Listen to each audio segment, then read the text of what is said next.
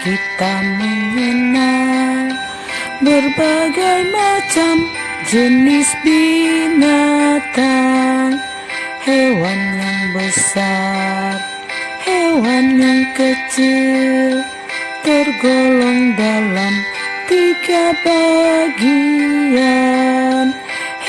Herbivora pemakan tumbuhan, karnivora makan hewan lainnya, omnivora golongan ketiga, pemakan daging serta tumbuhan.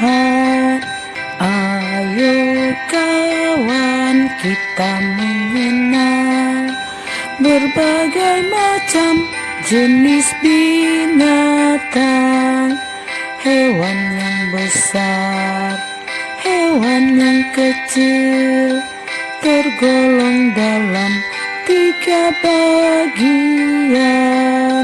Herbivora pemakan tumbuhan, karnivora makan hewan lainnya, omnivora golongan ketiga, pemakan daging serta tumbuhan.